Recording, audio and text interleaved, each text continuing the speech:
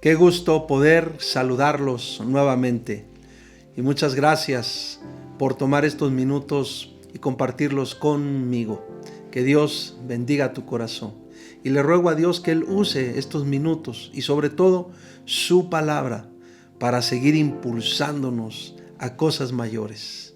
Hoy vamos a continuar con el tema que hemos estado tratando en las últimas transmisiones. Estamos hablando del cambio y particularmente hemos estado usando este subtítulo de ¿por qué nos resistimos al cambio? ¿Por qué las personas nos resistimos tanto al cambio? Y quiero hoy añadir 5 principios más. Hemos hablado de principios prácticos que nos están mencionando o hablando, haciendo saber o entender por qué nos resistimos tanto al cambio. Y hoy voy a hablar de 5 principios más, pero quiero invitarte a que traigas a tu corazón lo que dice las Escrituras en 2 Corintios capítulo 5 versículo 17, donde dice: de modo que si alguno está en Cristo, nueva criatura es. Las cosas viejas pasaron, he aquí todas son hechas nuevas. Eso es transformación, eso es cambio. Estar en Cristo, la vida en Cristo, es estar viviendo ya en sí mismo una transformación radical, un cambio completo. Si tú y yo realmente entramos en esa dinámica de vida en Dios, que comienza con el don de la salvación, con el regalo del perdón y el don de la salvación. Si nosotros entendemos y apreciamos y valoramos esa obra de Dios, entonces también apreciaremos esta dinámica continua del cambio en el cual o al cual somos llevados una vez que venimos a Cristo. Así que, tomando eso en cuenta y teniendo eso en nuestra mente, permíteme hablar nuevamente de otros 5 principios prácticos que tienen que ver del por qué nos resistimos al cambio. Número 1, nos resistimos al cambio porque muchas veces sentimos el cambio como un ataque personal. A veces pareciera que cuando alguien sugiere o propone cambiar, pareciera a veces que es algo directo en tu contra. Esas famosas indirectas que a veces sentimos, que otros hablan o que otros nos echan, decimos coloquialmente. Pero no es así. Si tú aprendes, si tú y yo aprendemos que el cambio no tiene que ver con ataques personales, entonces también entenderemos que el beneficio de un cambio se verá reflejado no solo en tu persona, sino en muchos más. Ese es algo práctico que tú y yo debemos considerar. Número 2, el cambio puede significar una pérdida personal. Por eso las personas se resisten a cambiar, porque hay personas que no están dispuestas a perder nada de sí mismos. Y entonces cuando escuchan o piensan acerca del cambio, piensan que eso significa perder algo propio.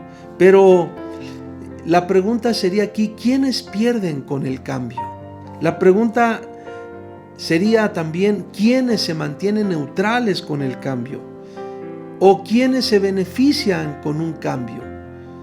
Y cuando nosotros vemos en las Escrituras esos testimonios de la obra de Dios transformando corazones y transformando vidas, vemos que el beneficio alcanzó a muchísimas personas.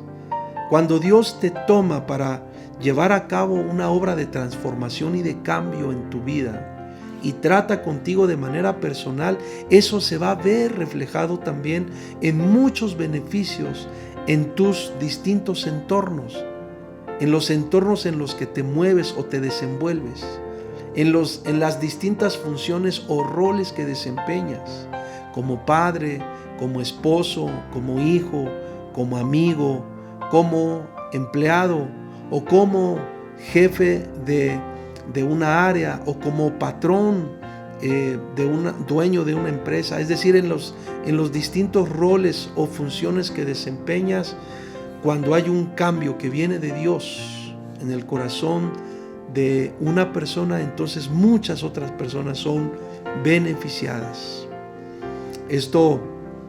Hay muchos pasajes en las Escrituras en donde podemos observar este principio.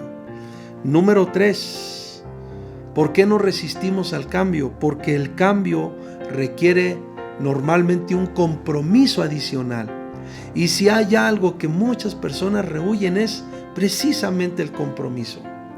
Hay muchas formas de externar o de expresar esa resistencia al compromiso, ese no querer comprometerse. Hay muchas formas.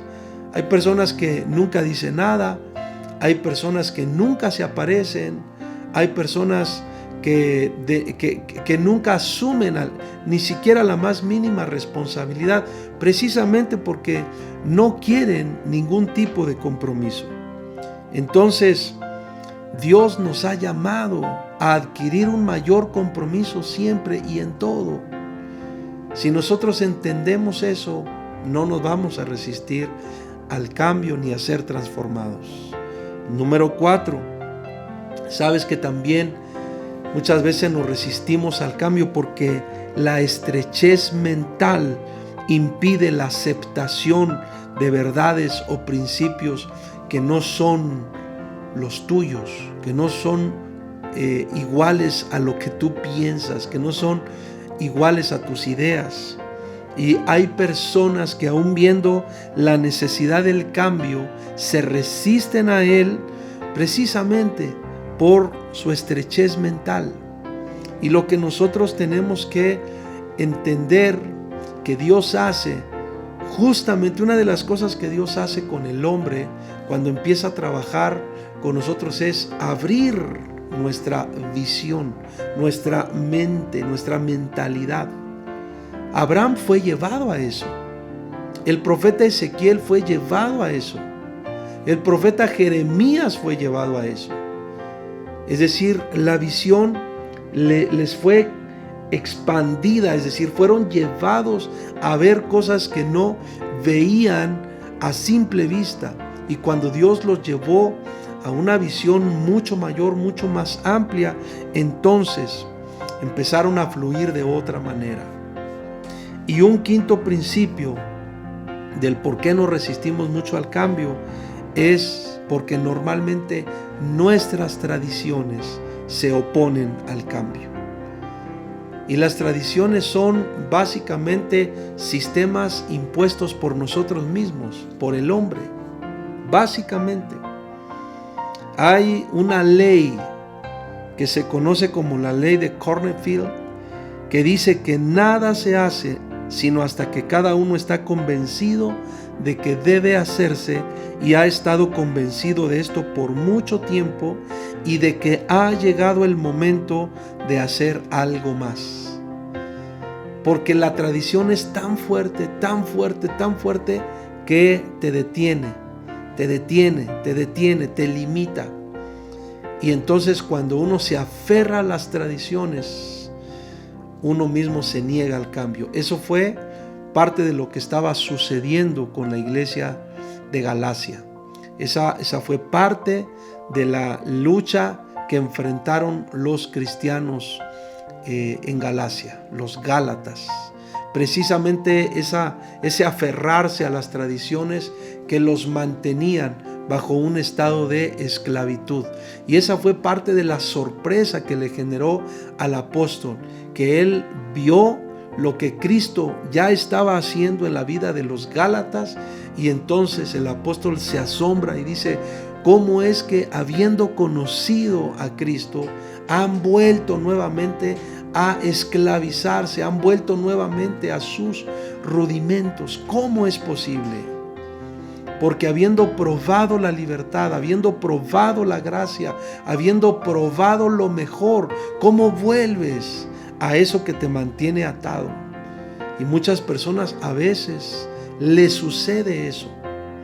En este tiempo yo puedo percibir cómo hay un llamado de Dios. Algunos domingos yo he hablado de lo que mencioné o de lo que titulé Pasemos al otro lado, precisamente porque veo eso, veo cómo Dios quiere tomarnos y llevarnos al otro lado. Y esto de alguna forma tiene que ver también con no resistirnos al cambio y a la transformación que vienen por la mano de Dios. Yo le ruego a Dios con todo mi corazón que tú y yo no seamos personas necias, no seamos personas rebeldes a Dios, no seamos personas sabias en nuestra propia opinión, no seamos personas que nos aferremos a nuestras propias ideas, sino más bien que dejemos que el mandamiento de Dios, que los decretos de Dios, que los estatutos de Dios, que el mandamiento y la ley de Dios estén determinando nuestro corazón, nuestra visión y cada comportamiento nuestro. Se lo ruego a Él de todo nuestro corazón y de todo mi corazón, en el nombre de Jesús, en el nombre de Jesús. Muchas gracias por tu tiempo. Que Dios te siga bendiciendo muchísimo.